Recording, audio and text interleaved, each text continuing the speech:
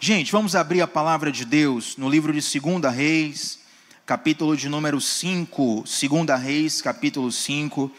Eu quero conversar com vocês sobre uma história muito simples, para alguns conhecida, para outros não. É a história de uma cura que Deus realiza sobre um homem que não é israelita, tá? Então, 2 Reis, capítulo 15. E eu quero, antes de ler o texto, você que está aqui presencialmente conosco, por gentileza, pega o teu celular, abre a nossa transmissão no YouTube, deixa um like nela, isso ajuda muito para essa transmissão ser espalhada para outras pessoas. Então, se você puder fazer isso agora, por gentileza, vai nos ajudar bastante. Você que já está assistindo online também, deixa o seu like, vai ser de grande valia para que essa mensagem chegue para outras pessoas. 2 Reis, capítulo 5, nós vamos ler aqui a partir do versículo 1 até onde der. Essa é a palavra que eu meditei, na verdade, tenho meditado dos últimos dias. Eu faço um devocional diário no YouTube e nós estamos numa série em Romanos. Então, Romanos é o texto que eu tenho lido todos os dias a despeito do devocional. Esse texto aqui é, digamos, aquele texto que a gente lê aleatoriamente na Bíblia e a mente fica ali presa, o coração fica ali guardado. É justamente essa história de Naamã. E inclusive um conselho que eu dou para qualquer discípulo, para qualquer um que queira ser discipulado, é você prestar atenção no que te chama a atenção. Porque a Bíblia é muito grande e dificilmente você vai absorver tudo que você lê. Mas Deus sempre retém a sua atenção para algo. E normalmente nesse algo está ali um tesouro. Então nessa noite eu quero compartilhar algumas notas, alguns rabiscos que eu fiz aqui no meu celular mesmo sobre essa lição. E eu tenho convicção absoluta que o Espírito de Deus falará com você. Coloque a mão no seu coração e diga assim: Senhor, fala comigo nessa noite. Ok, eu sei que essa primeira vez você falou só porque eu pedi. Agora você vai falar com todo o seu coração. Senhor, fala comigo nessa noite. Amém. 2 Reis, capítulo 5, versículo 1.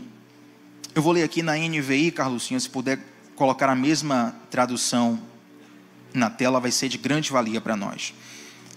Naamã, comandante do exército do rei da Síria, era muito respeitado e honrado pelo seu senhor, pois por meio dele, o Senhor dera vitória à Síria.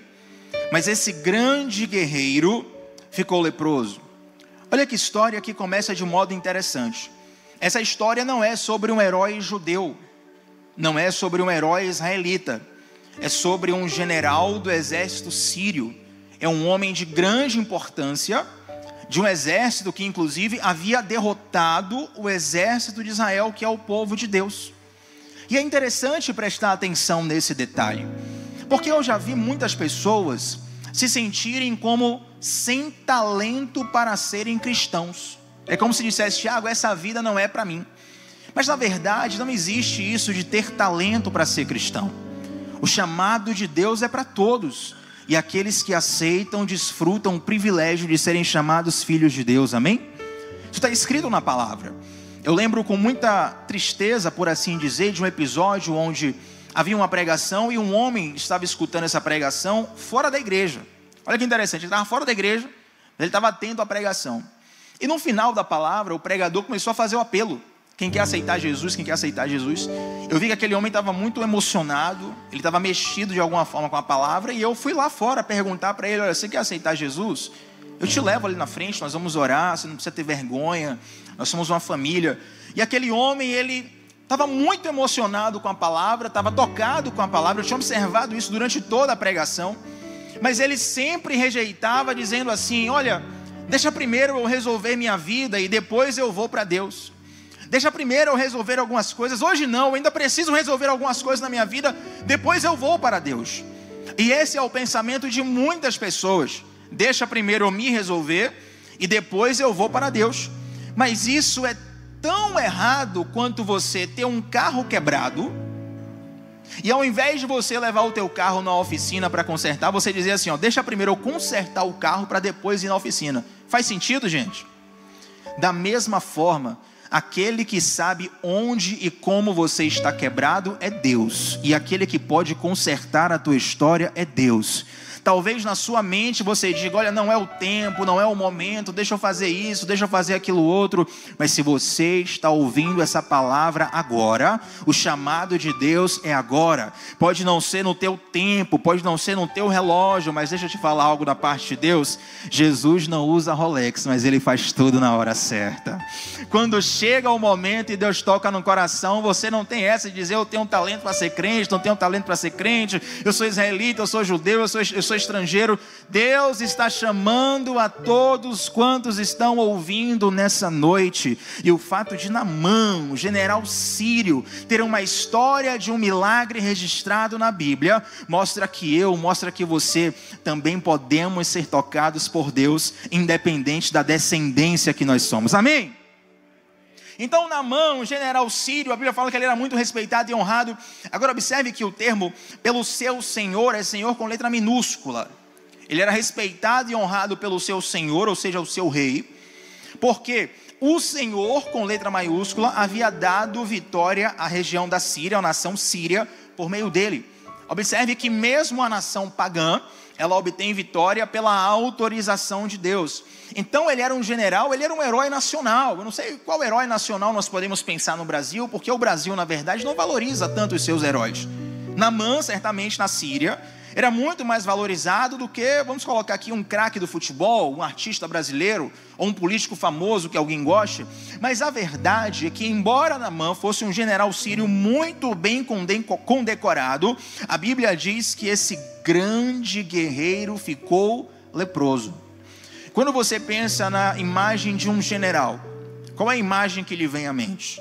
Eu não sei você, mas para mim, vem a imagem de um soldado com armadura, principalmente pela época do texto bíblico.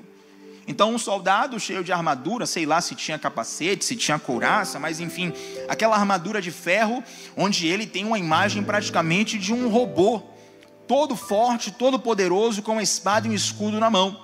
Mas por baixo da armadura, embora Naamã fosse um guerreiro poderoso, na sua pele havia lepra. E a lepra, naquela época, não tinha cura. E a lepra roubava toda a honra que a pessoa tinha. A lepra roubava a vida em comunidade que a pessoa tinha. A lepra roubava a dignidade que a pessoa tinha. E quantas pessoas nos dias atuais são o exato retrato de Naamã? Você liga na rede social da pessoa, liga a televisão, né? Televisão já ninguém mais, né? Você acessa lá o Instagram da pessoa, @fulano de tal, e tem lá as melhores fotos, os melhores reels. A pessoa viajou para tanto lugar que te faz até inveja. A rede social da pessoa é perfeita, até que de repente aparece a notícia no jornal: fulano de tal se... Porque ainda hoje, embora nós não carreguemos mais uma armadura de ferro sobre o nosso corpo físico, nós ainda saímos na rua com uma armadura para que as pessoas nos respeitem, para que as pessoas tenham uma visão de nós, para que nós possamos nos proteger de algumas situações. Quem estuda moda ou trabalha com moda, ou até mesmo sem estudar, se você tem apenas uma percepção apurada, você sabe que a sua forma de se vestir, ela comunica algumas coisas. Então você escolhe uma determinada roupa para uma determinada ocasião, buscando adequação. Mas, embora os olhos dos homens possam ver a tua roupa exterior, Deus consegue ver o teu coração no interior. E quantas vezes a roupa é a mais bonita que você tem, talvez você não seja tão bonito, e assim use a minha estratégia, abre o parênteses agora, a minha estratégia. Você pode não ser tão bonito, mas enche a cara de perfume, e aí você fica bonitinho, você fica cheiroso, você fica adequado. Mas querido, só Deus consegue ver a podridão que existe dentro da nossa alma. Podridão essa que muitas vezes nós queremos esconder, porque revelar a podridão na nossa sociedade é sinônimo de revelar uma fraqueza. E tal qual um soldado em guerra, quando revela uma fraqueza, dá uma oportunidade para que o inimigo lhe mate. O evangelho é diferente.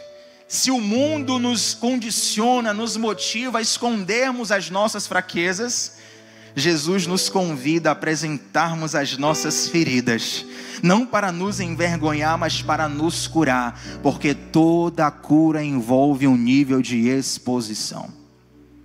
E mesmo tendo uma linhagem condecorada, Naamã estava numa situação que humanamente era sem saída.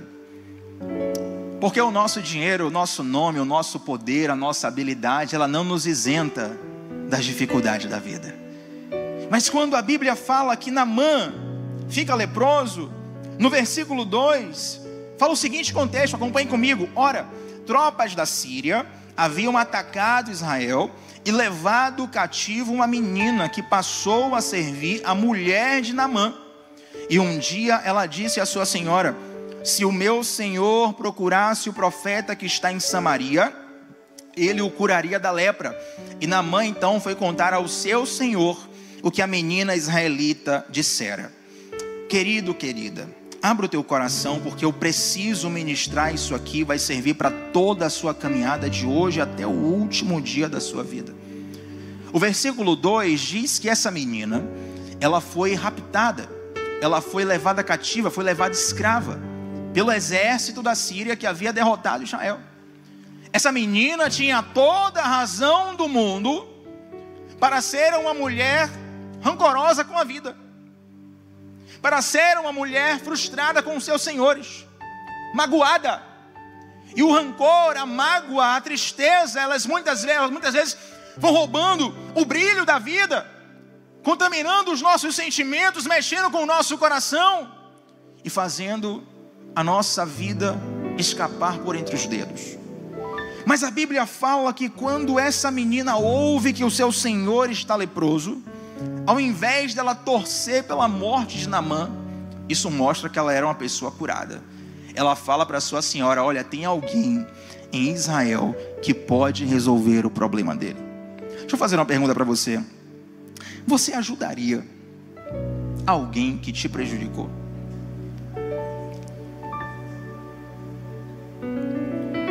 Você ajudaria alguém que te prejudicou? Observe que a situação que nós temos de milênios atrás nessa história se apresenta para nós exatamente hoje. Porque a nossa carne nos inflama a nos vingar, mas o Espírito de Deus nos convence a perdoar. E talvez você diga assim: Tiago, mas o que fizeram comigo é imperdoável. Você não conhece a minha história, você não sabe o que fulano, o que fulana fez comigo, você não sabe o que eu passei. De fato, eu não sei o que você passou, mas uma coisa eu tenho em comum com você. O que é, Tiago? É que eu e você, nós éramos imerecedores do perdão de Deus, imerecedores do amor de Deus. Mas mesmo assim, aquele que nunca pecou na vida, aquele que nunca errou na vida, ele se fez pecado por mim, por você. Ele se fez maldição por mim, por você. Ele olhou para mim e para você, que não eram merecedores do amor de Deus, e disse: eu vou derramar o sangue por essa pessoa que não merece. E por você ser amado sem merecer, agora Deus também te habilita a amar alguém que não merece. Porque o amor não é para quem merece, o amor é para quem precisa. Sabe quem ganha uma briga? Não é quem tem um argumento melhor, é quem perdoa primeiro. Quem ganha uma briga não é quem tem um argumento melhor, é quem perdoa primeiro. Eu não sei com quem, mas eu sei que Deus está falando aqui. Aquela garota, mais até do que muitos de nós, tinha profunda justificativa para torcer pela miséria do seu senhor. Estamos falando de uma garota que foi tirada da sua família, que foi tirada do seu país, que não tinha previsão de retorno, não era dívida, perdão, não era escravidão por pagamento de dívida, era escravidão por guerra, despojo de guerra. Ele ia viver o resto da vida toda ali. Porém, mesmo nessa condição, ela ajuda aquele que lhe fez mal. Quem é verdadeiramente sarado por Deus não tem dificuldade de ajudar aquele que lhe fez mal. Talvez, queridos, em toda a história de Naamã, E Naamã, digamos, o centro dessa história aqui, o personagem principal, quem mais me ensina é essa garota. Por quê, Tiago? Porque quem mais me confronta é essa garota. Eu consigo me identificar muito mais com essa garota do que com Naamã. Porque muitas vezes temos a oportunidade de fazer justiça com as nossas próprias mãos. Mas precisamos acreditar que Jesus já fez a justiça perfeita e nós não precisamos fazer mais nada. Sabe o que eu aprendo com essa garota? É uma frase que você vai marcar e vai colocar no teu Instagram, vai marcar @LírioArmação, mas você já viu no Instagram, no MSN, no Orkut, no ICQ, na internet. Você já viu em vários lugares, inclusive no folhetinho que alguém te deu na rua. Floresça onde Deus te plantar. Não apenas na sua família, não apenas no seu país, não apenas numa situação favorável. Floresça aonde Deus te plantar. Mas Tiago, Deus me plantou num lugar completamente inóspito, mas é justamente esse lugar que está precisando florescer. E tenha fé, porque até no lixão nasce flor. Quando Deus te coloca numa situação difícil, é muito comum que nós venhamos orar a Deus para Deus nos tirar dessa situação difícil. Aí Deus está lá te colocando na situação, você está orando, Deus me tira da situação. Aí Deus está dizendo, não foi eu que te coloquei aí. Aí você está dizendo, não, mas Deus me tira daqui.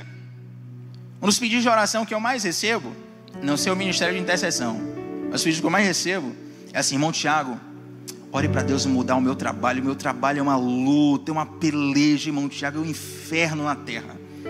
Lá tem principado, tem potestade, aí você começa a falar mal de todo mundo no trabalho. Meu irmão, se o teu trabalho é tão tóxico assim, mais do que nunca, esse lugar precisa de você. E você precisa entender que mesmo que você não esteja no lugar onde você gosta, Deus te colocou ali e você precisa cumprir o propósito para o qual Ele te colocou. Amém? Então o texto continua dizendo que Naamã vai ao seu senhor, e verso 5, o rei da Síria respondeu, vai, eu lhe darei uma carta que você entregará ao rei de Israel. E então Naamã partiu, levando consigo 350 quilos de prata e 72 quilos de ouro e 10 mudas de roupa fina. Peraí que eu tenho que explicar isso aqui, que o negócio aqui é muito sério. Quem chuta aí, quem trabalha com joia, com câmbio internacional, não sei, quanto que vale hoje 72 quilos de ouro, valendo o lanche na cantina, quem acerta aí?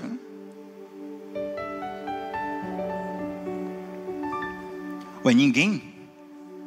Cadê? Ninguém trabalha com ouro aqui não? Não, deu Google aí, não foi? Cadê? Quem foi? Levanta aí. Que o Senhor te abençoe e te guarde. Que o Senhor faça resplandecer o seu rosto sobre ti e tenha misericórdia de ti. Que o Senhor sobre ti levante seu rosto e te dê a paz. Rapaz, o cara deu Google. Eu ia falar antes de beber água. Google não vale, mas como eu não falei, né, o irmão Fred vai pagar um lanche para você na cantina no final, em nome de Jesus.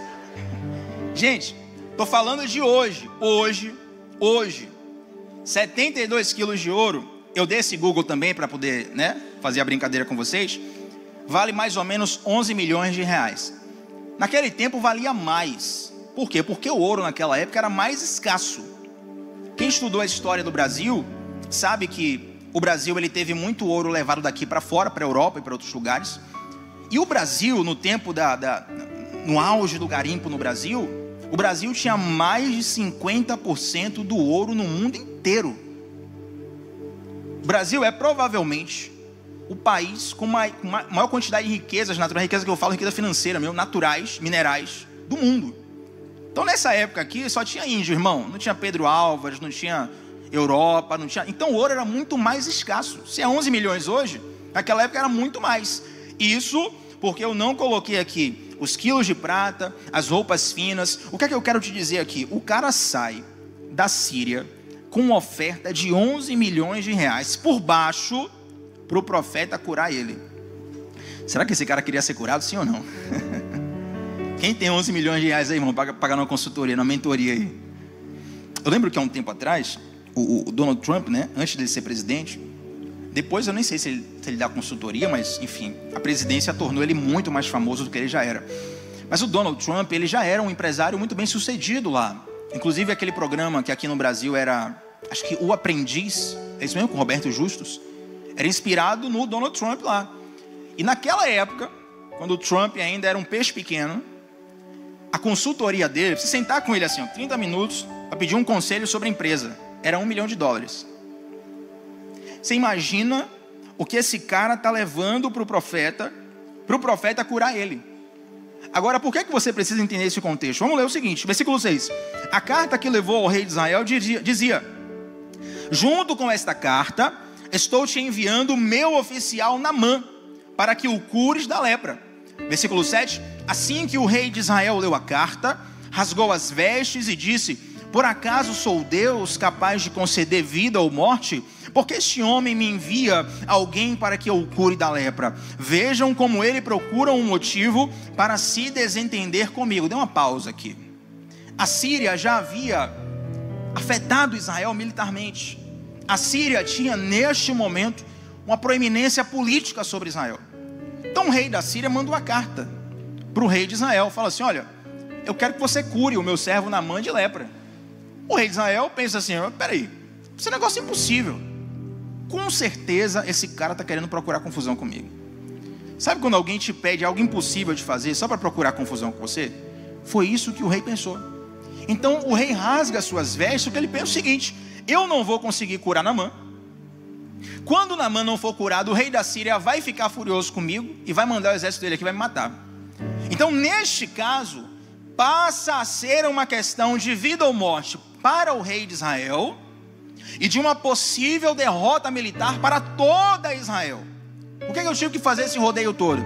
Para você entender que já não se trata mais da cura de um homem ou não, já se trata da existência de uma nação ou não. Provavelmente, se esse homem não fosse curado, um genocídio aconteceria. E é por isso que o rei de Israel, ele rasga as vestes. Quando um judeu ele rasga as vestes, aquilo é um sinal de humilhação, aquilo é um sinal de luto, aquilo é um sinal de: Deus, por favor, você precisa fazer alguma coisa, porque eu não consigo mais. Porém um texto me diz o seguinte, versículo 8: quando Eliseu, o homem de Deus, soube que o rei de Israel havia rasgado suas vestes, mandou-lhe esta mensagem. Deu uma pausa aqui.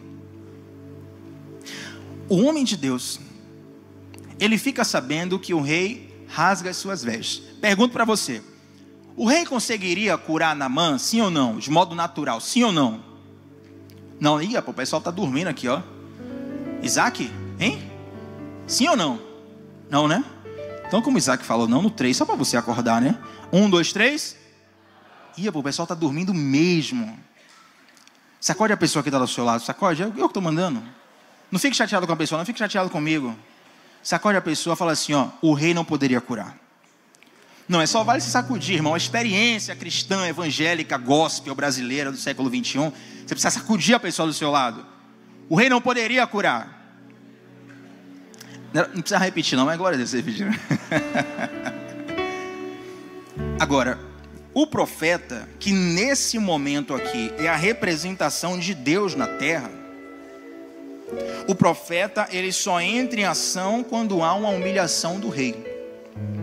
O que é que isso nos ensina aqui? Isso é um princípio espiritual muito sério. É que às vezes a gente quer chegar diante de Deus com a cabeça erguida demais, com o queixo erguido demais, com o peito estufado demais, quando na verdade Deus ele entra em ação quando há uma confissão. Confissão de quê, Tiago? Uma confissão que do seu jeito não funciona mais. É você chegar diante de Deus e dizer: Deus, me ajuda, porque pelas minhas estratégias, pelos meus planos, pela minha mão, não funciona mais.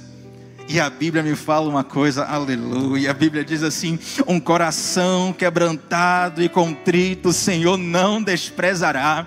Eu não sei o que você está passando exatamente agora quando você ouve essa palavra, mas independente da situação que você esteja passando, eu não vim aqui para te dar solução, eu não vim aqui para te dar consultoria, eu não vim aqui para fazer uma mentoria com você, mas eu vim para te lembrar do meu, do seu, do nosso Deus, cujo na Bíblia diz: um coração quebrantado e contrito eu jamais desprezarei. Deus está te conclamando para você dizer: eu desisto. Deus está te conclamando para você dizer: do meu jeito não funciona mais. Eu reconheço que não tem mais jeito. Quantos querem viver um milagre de Deus aqui? Interessante que quando eu faço essa pergunta, todo mundo levanta a mão. E se alguém me perguntar, eu levanto a mão também, que eu quero viver os milagres de Deus. Só que nós queremos viver os milagres de Deus, mas nós reclamamos quando o cenário do milagre está sendo montado. Qual a definição de milagre, gente? É algo que é impossível ao homem. Então, para que um milagre aconteça, é preciso que o cenário da impossibilidade seja montado. Cara, crente é tudo doido. Mas Deus usa as coisas loucas desse mundo. A Bíblia fala que a sabedoria dos homens é loucura para Deus, a sabedoria de Deus é loucura para os homens.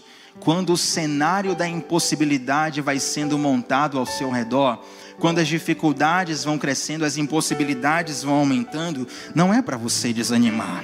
Se você conhece o Deus da Bíblia, se você conhece a palavra de Deus, se tem algo queimando no seu coração aí, não é para você desanimar, porque algo está sendo montado, um cenário está sendo montado para que Deus possa agir na sua vida.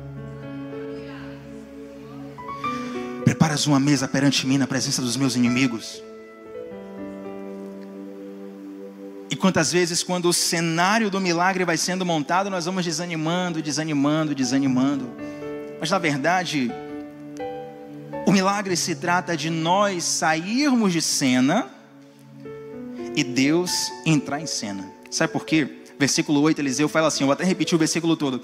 Quando Eliseu, o homem de Deus, soube que o rei de Israel havia rasgado suas vestes, mandou-lhe essa mensagem: por que rasgaste tuas vestes? Envia o homem a mim, e ele saberá que há profeta em Israel. Deixa eu traduzir isso aqui para a sua vida, porque talvez você não tenha entendido. Eu quero falar para você nessa noite, meu irmão e minha irmã, munido da autoridade de pregador, de profeta, de homem de Deus e de seu irmão nessa noite também. Por que você rasga as suas vestes e chora? Monta essa causa na mão de Deus e você saberá que há Deus em Israel. Você saberá que há Deus na tua família. Você saberá que há Deus na tua vida. Você saberá que existe uma força maior. Não é o universo, não é alguma entidade superior. É o Deus de Israel que está no controle da tua história em todo o tempo. Precisa entender isso. Esse fervor e essa convicção, ela tem sido perdida pelo povo de Deus. E nós precisamos resgatar essa essência, porque sem ela todo conhecimento não vale de nada. Toda palavra bonita não vale de nada. Toda palavra no original não vale de nada, meu irmão. A fé é a convicção daquilo que não se vê e a certeza das coisas que se esperam, porque sem fé é impossível agradar a Deus. Porque aquele que se aproxima de Deus precisa confiar que Ele é recompensador daqueles que o buscam. Quando você chega diante de Deus achando que Deus não vai agir, para Deus é como se fosse uma ofensa. Como é que você me pede uma coisa e no fundo você não acha que eu sou capaz? Interessante que Romanos capítulo 4, eu falei da série dos devocionais, estou estudando Romanos. E em Romanos capítulo 4 fala sobre a fé de Abraão. Eu lembro, rapaz, esse devocional quando eu fui fazer esse devocional, até me emociono aqui, porque realmente fui fazer o devocional assim, coração queimando, né? Aí interessante que eu comecei o devocional, falei assim, pessoal, eu não sei se vocês vão sentir o que eu estou sentindo aqui. E aí eu comecei a falar sobre a fé de Abraão. E fé, uma coisa sobre fé é que fé tem níveis. É difícil que alguém aqui tenha o mesmo nível de fé que Abraão teve. O nível que Abraão teve foi muito grande. Marcou a história, tanto que ele é o pai da fé. Mas, mesmo que você não tenha o mesmo nível de fé que Abraão teve, você pode ter o mesmo tipo de fé. E lá em Romanos capítulo 4, no finalzinho do capítulo, começa a falar que o tipo de fé de Abraão era o seguinte: Abraão, ele creu contra a esperança. É assim que está escrito nas versões mais tradicionais. Quando você vai para uma versão mais atual, vamos supor, uma NVI, uma NVT, NAA, as versões mais atualizadas do português, está escrito assim: Abraão, ele creu, mesmo quando toda a improbabilidade estava ao seu redor. Mesmo quando todas as circunstâncias diziam não. E o texto continua dizendo o seguinte: Na verdade, aquelas circunstâncias contrárias não enfraqueceram Abraão, elas fortaleceram. Quando Deus te coloca no meio de uma circunstância contrária, não é para você enfraquecer, não é para você desistir, é para você se fortalecer diante dela. Você faz academia, Fred? Misericórdia, olha Deus falando, Fred. Não foi à toa que o Espírito de Deus... Quem faz academia? Você faz academia, né? O braço aí tá... O negócio aí tá... Quando eu chegar em você, eu paro, meu irmão. Você chega na academia para malhar, aí você paga. Hoje em dia tem academia, não, só anuidade. Mensalidade não quero mais, só anuidade. Aí você tem que ter o limite no cartão, o danado do limite no cartão. Sair de sua casa, ir para academia, e você chega lá e o personal manda você pegar peso. A Malha me mandou uma foto do treino dela hoje, né? Aí tinha lá 3 de 15 de não sei o que, 3 de 15 de não sei o que, 3 de 15 de não sei o que, 4 de 15 de não sei o que, não sei o que. Rapaz, um treino gigante. Aí no final do papelzinho aparecia assim, mensagem para o aluno, bom treino. Tipo, o cara tá te matando aí. Aí você vai lá pagar para pegar peso. Primeira vez que eu peguei peso na vida, eu falei, poxa, eu poderia pegar um saco de farinha na minha casa e fazer isso aqui, já que eu tô aqui para pegar 1 quilo. Absurdo. Mas quando você vai lá e começa a pegar aquele peso, aquilo não está te matando, aquilo está te fortalecendo. Percebeu isso aqui? Toda vez você precisa ter esse olhar. Ei, você precisa ter esse olhar. Guarde isso. Quando o cenário da impossibilidade aumenta ao seu redor, comece a glorificar, porque Deus vai começar a agir. Tem uma irmã lá do meu GC, Rosane. Hein, Mari? Rosane. Eu não sei se você já estava no GC nesse dia. E Rosane conta que ela passou por uma questão profissional. Ela saiu de um trabalho, né? E eu achei engraçado porque Rosane, quando ela começa a falar, Rosane, se estiver me vendo, beijo, querida. Estamos aqui falando mal de você aqui, é brincadeira. E Rosane, ela tem um jeito de falar assim, meio pentecostal, né? E ela pediu a oportunidade no GC para falar, olha, eu quero contar minha história, porque essa semana, infelizmente, aconteceu, e aqui já sou eu imitando a irmã Rosane. Aconteceu uma situação lá no meu trabalho, e infelizmente fulano de tal me ligou e falou assim, Rosane, você vai ter que sair do trabalho. E eu olhei assim e falei para ele, oh glória. E a partir daquele dia, toda vez que eu passei por uma situação difícil, eu lembrei da irmã Rosane. Quando o cenário começa a ficar difícil na minha vida, eu lembro da irmã Rosane e falo também, oh glória, oh glória, oh glória. Eu não quero criar um estereótipo na sua mente não, mas eu quero te fazer entender que quando o cenário vai ficando mais difícil, Deus está entrando em ação e um milagre vai acontecer. Oh glória. E a Bíblia fala que Naamã chega até Eliseu. Preciso pular aqui muita coisa. Jesus amado. Está acabando o tempo. Quem fica comigo aqui até meia-noite, irmão? Meia-noite. Amém? Amém? Amém? Rapaz, o pessoal só garganta, ó, velho. É brincadeira. Essa mentira na casa do Senhor, irmão. Aí fique tranquilo. A gente só vai até 11h45. Brincadeira, já vai terminar. Vamos terminar aqui. A Bíblia fala o seguinte. Versículo 9. Então Naamã foi com seus cavalos e carros e parou à porta da casa de Eliseu. Lembre-se que ele está com mais de 11 milhões de reais no preço de hoje, para você entender, com oferta para o cara curar ele. Ele para na porta, versículo 9. Naamã foi com seus cavalos e carros e parou à porta da casa de Eliseu. E Eliseu enviou-lhe um mensageiro para dizer, vá e lave-se 7 vezes no rio Jordão e sua pele será restaurada e você ficará purificado. Verso 11, mas Naamã ficou indignado. Ô, irmão, você sai de casa com um Pix de 11 milhões, você tem até que mudar o limite do Pix no seu banco para o banco não pensar que é golpe. 11 milhões para o cara te curar, o cara manda um mensageiro, mandou auxiliar. Não, começa com o meu secretário aí. Ele mandou um recado para o secretário, falou, olha, vai lá no rio Jordão. E às vezes a gente tem uma visão um pouco romântica do Rio Jordão. Tipo, bênção, glória a Deus. Mas o Rio Jordão era um rio de água suja, tá? Não era que nem um oásis que a gente vê aí numa imagem do Google, não. Era um rio de água suja. Tanto que Naamã vai reclamar. Poxa, tem um monte de rio melhor, você manda aí no Rio Jordão. Ele ficou ofendido. Versículo 11 dizendo, eu estava certo de que ele sairia para receber. Preste bastante atenção aqui. Vou cortar a pregação, a gente vai encerrar nisso aqui. Bastante atenção. Versículo 11. Naamã diz: eu estava certo de que ele sairia para receber-me, invocaria de pé o nome do Senhor seu Deus, moveria a mão sobre o lugar afetado e me curaria da lepra. Não são os rios de Abana e Farfar em Damasco melhores do que todas as águas de Israel?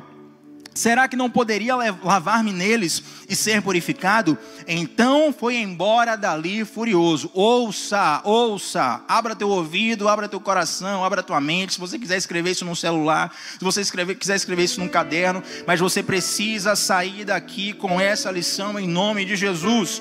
Nossa expectativa de como Deus vai fazer nos impede de ver o que Deus já está fazendo.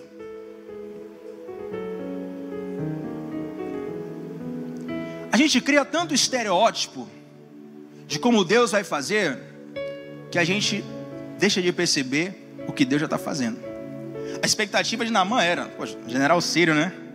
Por cima da carne seca, 11 milhões no Pix, peça de roupa nova. O cara vai sair ali, vai levantar, vai estender a mão, vai dar um terra, falar em línguas, vai impor as mãos sobre minha cabeça, eu vou ser curado milagrosamente, uau! E ele ficou tão ofendido, e muitas vezes nós desperdiçamos o agir de Deus em nossa vida, porque a gente quer que Deus haja conforme o nosso roteiro. E às vezes, para o roteiro de Deus entrar em cena, você tem que rasgar o seu. Pega uma lição. Muita gente vem para Deus com a seguinte pergunta no coração. Muitas vezes essa pergunta não é consciente, é inconsciente. Mas vem com a seguinte pergunta: Deus, o que é que o Senhor pode me dar? O que é que o Senhor quer me dar? O que é que o Senhor quer acrescentar em minha vida? Mas uma pergunta que revolucionou o meu relacionamento com Deus e ensino no meu discipulado, para qualquer discípulo, umas perguntas básicas. Você chegar para Deus e falar assim: Deus, o que é que você quer tirar de mim? Observe. Quer crescer em Deus? Eu não tenho toda a noite aqui, eu não vou ficar até meia-noite aqui. A pregação vai acabar, o culto vai acabar, sua vida vai continuar. Ainda hoje. Na verdade, ainda agora, pega teu celular. E você vai escrever aí nas notas, vai escrever no WhatsApp. Quem tem aquele grupo de rascunho, né, que só tem você no grupo.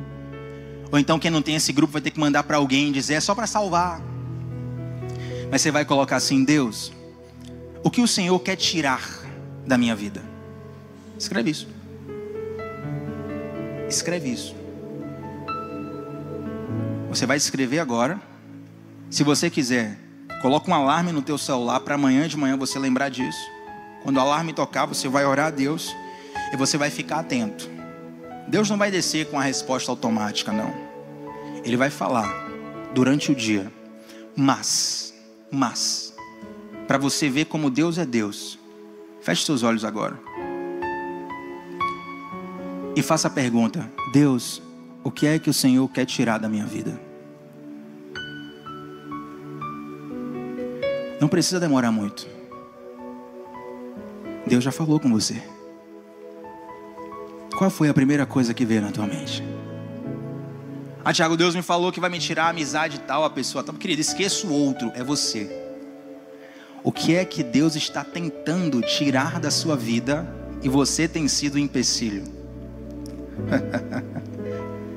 Porque para viver os roteiros de Deus, muitas vezes precisamos rasgar os nossos. E quando nós rasgamos os nossos, nós estamos dizendo para Deus: eu desisto. Faz do seu jeito, faz da sua forma, faz o teu tempo. E é aí que Deus começa a fazer coisas maravilhosas na sua vida. Naamã fica furioso, fica irritado, vai embora. E aí de repente o servo dele fala o seguinte: Naamã, você está com 11 milhões no Pix aí. Se o profeta mandasse você fazer uma coisa difícil, você não faria? Naamã disse: faria. Então vai lá no rio, a 7 mergulhos, a coisa mais fácil do mundo. E Naamã finalmente cai em si. Olha a importância de ter boas pessoas do seu lado.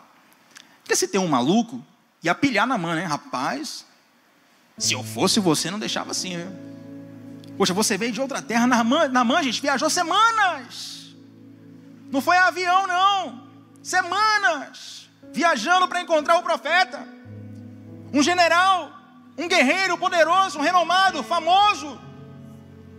Mas por dar ouvidos a uma menina escrava lá atrás, e por dar ouvidos a um servo que estava abaixo dele nesse momento, ele não perdeu a bênção. Às vezes, a gente espera um grande profeta bradar sobre nós, e desperdiçamos a oportunidade de perceber o Deus que fala nos detalhes. Aí Naamã fala, é verdade, estou aqui com 11 milhões no Pix, então não custa nada ir lá no Rio. A história vocês conhecem. Para quem não conhece, semana que vem eu vou terminar. Brincadeira, gente. A história vocês conhecem.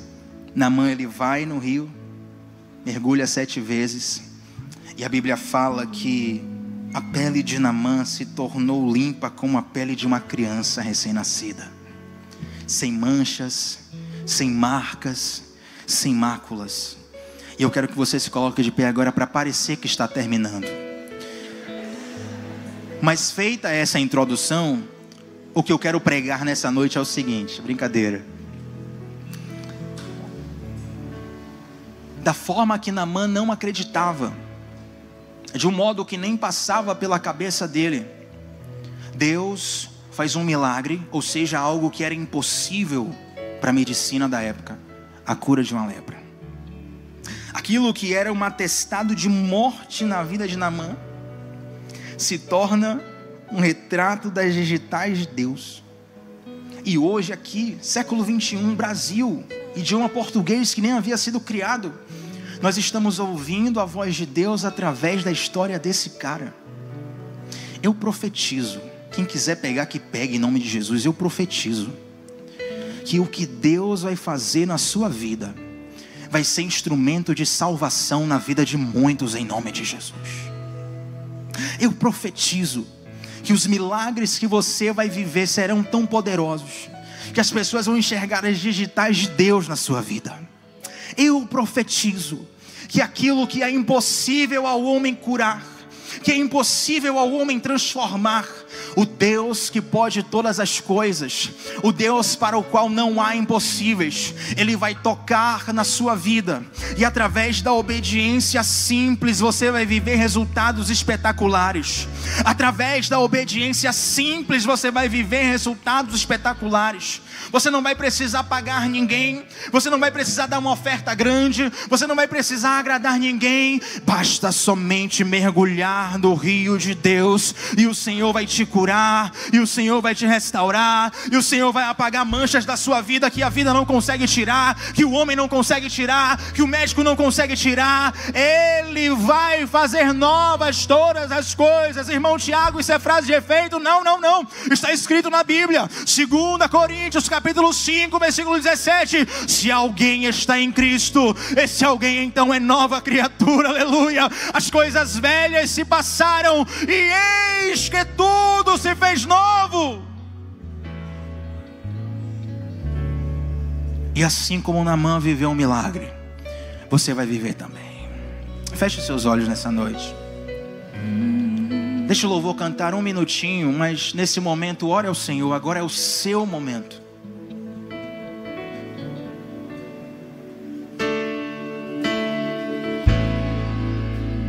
Quando o meu eu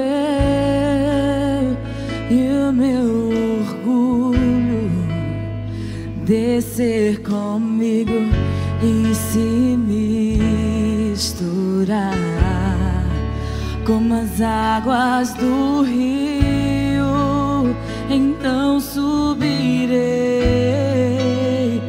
como Naamã curado.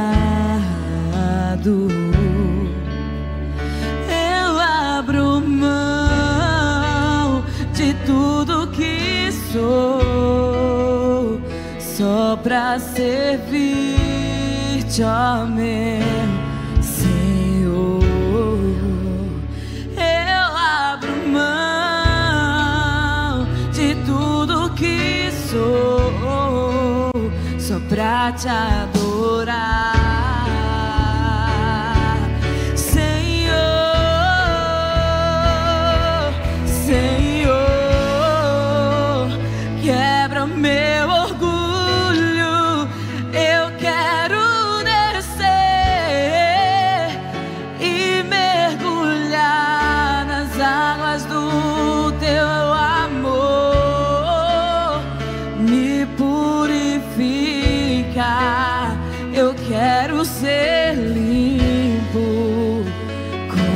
Naamã, no teu poder.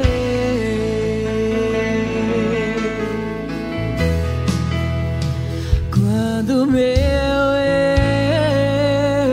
e o meu orgulho descer comigo e se misturar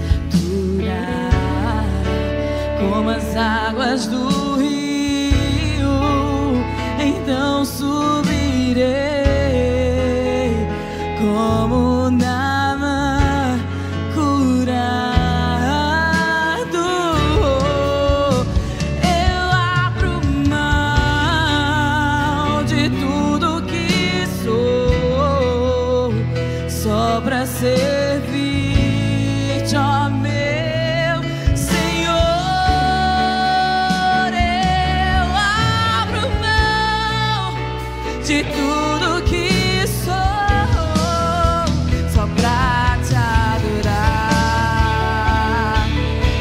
Senhor. Senhor, quebra meu orgulho. Eu quero descer e mergulhar nas águas do teu amor. Me purificar. Eu quero ser limpo como Naamã, no teu poder, Senhor.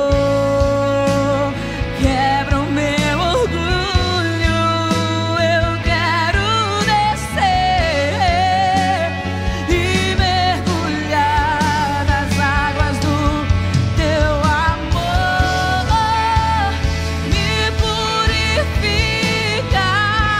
Eu quero ser limpo como Naamã, no teu poder. Ah, glória a Deus.